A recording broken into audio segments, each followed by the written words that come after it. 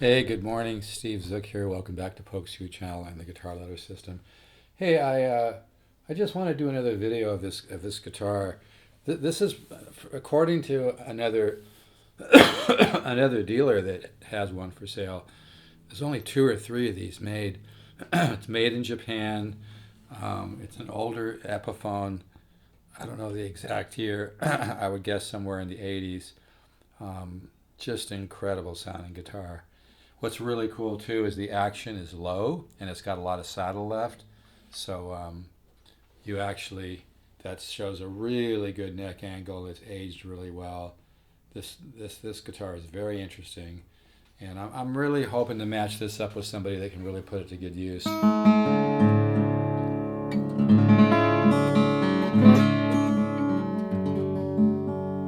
I like to do videos where I allow some space so you can hear the guitar. And I also want to talk about what I call discount dominant marketing.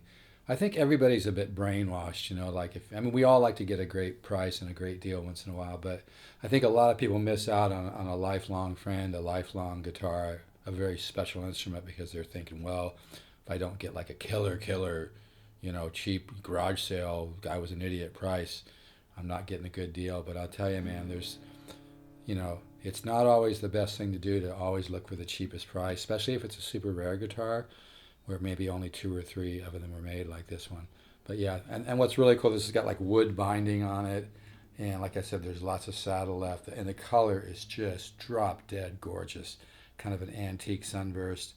PR 775S. It's got a little ACS there. I think it stands for Antique Cherry Burst.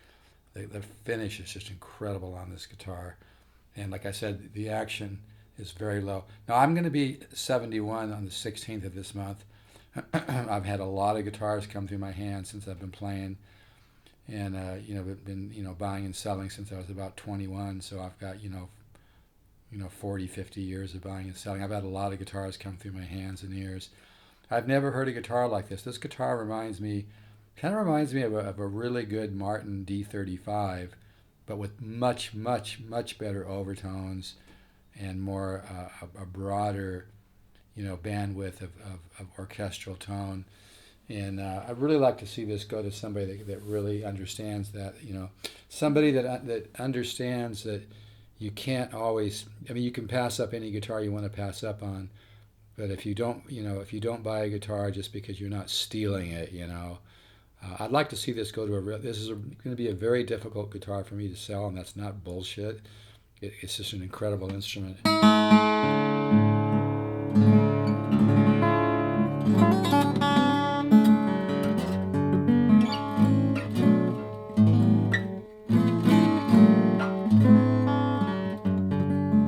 So my point being, I'd like to get $2,000 for this guitar. I didn't get it dirt cheap. I want to make a little bit of money. This is a guitar for somebody who is doing okay in life, not struggling to, not struggling to pay rent. I'm not trying to tease people, but I'm just being straight and honest here. This is a guitar for somebody that has got a couple bucks, doesn't have to wait 3 years to find something at a garage sale or a pawn shop or whatever, that understands that you can get a great value and still pay a decent price to where it's a win-win. I spent a lot of time looking for stuff, but this guitar sounds better. It reminds me of a cross between like maybe a old Gibson J45 and an older Martin D35, because it's got that orchestral.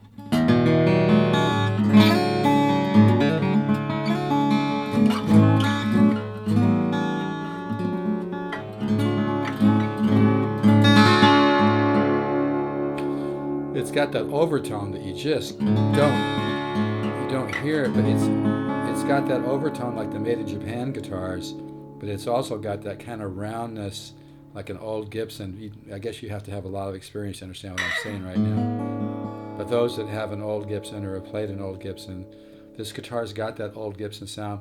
And this was made at a time when Epiphone moved their production to Japan, and I think they were really trying to pull out the stops. I think maybe they were trying to impress the factory that made this, was trying to impress Gibson or something for a long-term, business relationship. But This is one of the finest guitars I've ever owned, one of the most interesting sounding, because it's just got such a broad. Most dreadnoughts just are kind of don't have very good articulation and musicality in the bass or the mid bass. This thing's just got a gorgeous mid bass and mids and treble all orchestrated, you know. So I mean, I'd be okay at $2,000 plus shipping. I don't have to charge tax. But yeah, this really needs to go to somebody that understands that sometimes, you know, you don't get something really of a huge value dirt cheap, you know. I mean, if somebody brought this guitar to me to appraise, I would appraise it at $3,500. I mean, I've sold Martin D35s for $3,000, $3,500, somewhere in that range, you know, sometimes older ones, sometimes not, you know, $2,800. But to me, this guitar is easily a $3,000, $3,500 guitar. But if you think you know everything about guitars, you don't, because these price guides and stuff are reflective of what it might have recently sold for, and it's not always the most accurate prediction. I mean, we're in a discount dominant marketing. Everybody's like, you know, 20% off, 30% off, 50% off. This one sold for this much, therefore they're worth this much. It's kind of a bunch of bullshit, you know. I mean, there is some truth to what guitars sell for and what they're worth, but I guess you have to kind of understand the value of a guitar and the tone of a guitar and the rarity of a guitar. A guitar like this, only 2 or 3 of these were made in this antique Sunbird. So anyway, yeah. And I don't have to sell this guitar, but I'd like to, you know, I like to think of myself that I don't so much sell guitars as I match really fine instruments to really great people that could really give them a good home.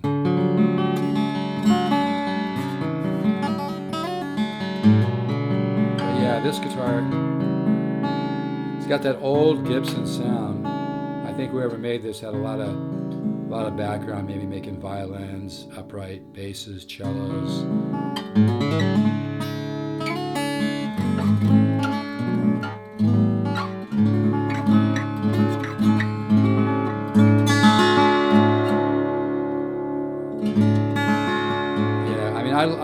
I like Martins, and I've had some great Martins. I like the D35s I've sold, and I like some of the smaller body ones.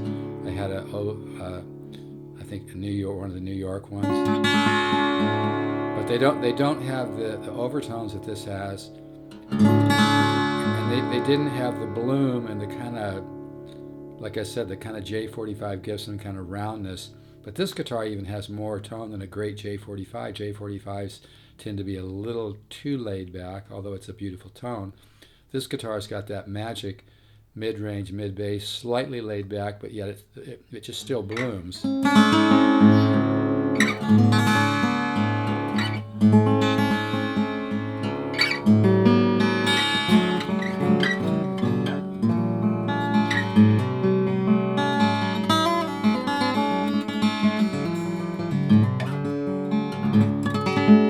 What's really cool too is this guitar comes with like a 70s or 80s Gibson case with the kind of purple lining, so that case alone's worth $300-400. But I'm telling you, man, this is the kind of stuff I love to deal in, although it's extremely difficult for me to sell stuff like this. But yeah, guitars that are very, very rare like this. And to be honest about it, I know I'm bragging a little bit. I give the universe most of the credit, but I mean, it takes a lot of knowledge to know what to look for and to recognize a guitar like this. I don't get stuff like this dirt cheap, so I make a little money. But yeah, if you could use a great guitar and you know, you want something that maybe only 2 or 3 of them are made like this would be the one to go with. Yeah, I'd need to charge some shipping, but I don't need to charge tax.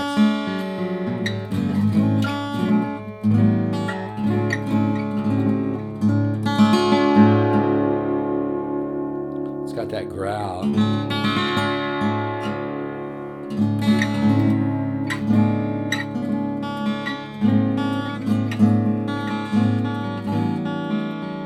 Now I'm purposely leaving space so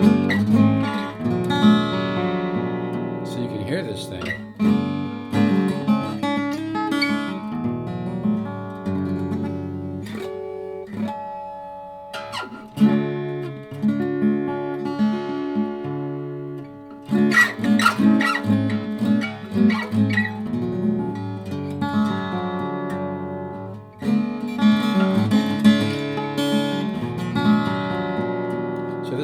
performance. I'm just...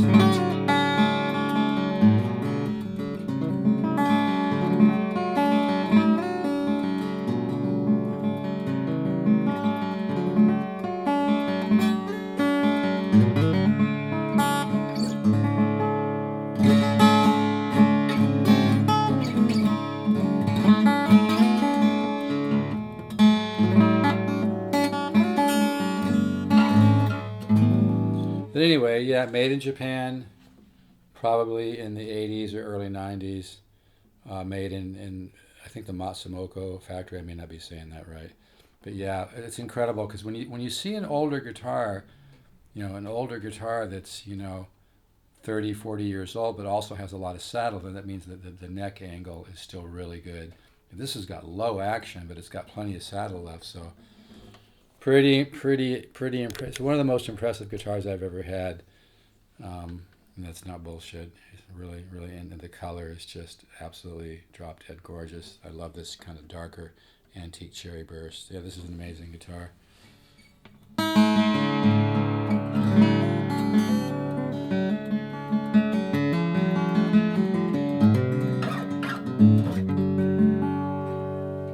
Gonna be hard to let it go.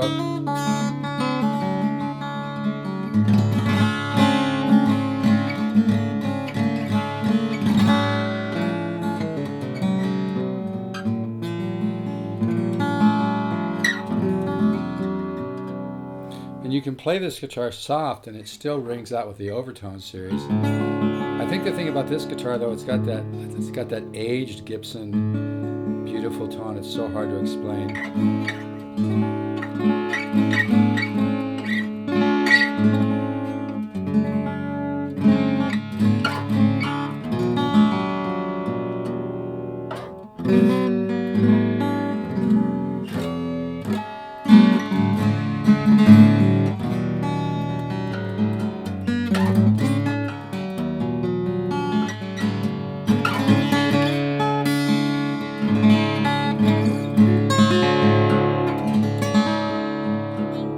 So I'd like to see this guitar to go to somebody that really would appreciate it. $2,000.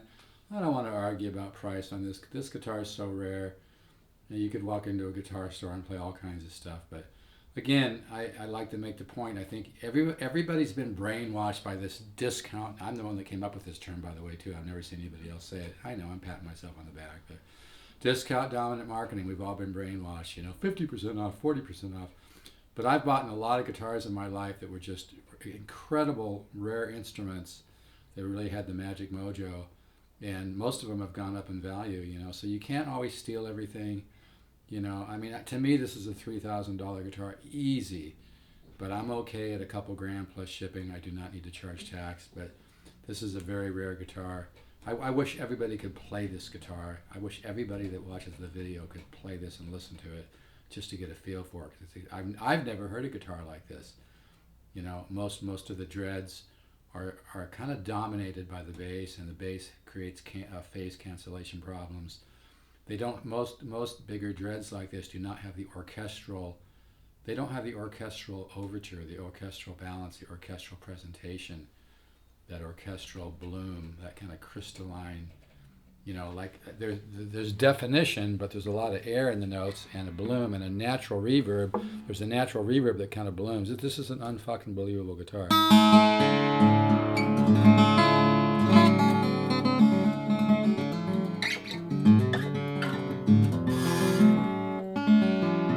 I didn't land on that correctly.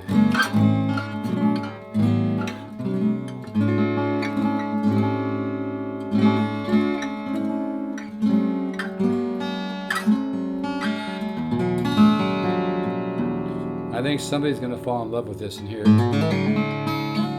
By the way, I'm only using a little $100 Zoom Q3 with super small cheap mics, nothing else, no other processing, nothing, and it still sounds that good. I know somebody's going to email me and say, well, why don't you just keep it if it's so good? Well, I'm not Elon Musk. I've got bills to pay. I don't have some big, huge wada, Although I'm trying to work on believing that, to be honest with you, I'm trying to believe in my abundance and prosperity is my natural state. I mean, I probably could really, I get a joy though out of finding really rare instruments. It's a lot of hard work, and I'd like to get this to somebody that would really appreciate it.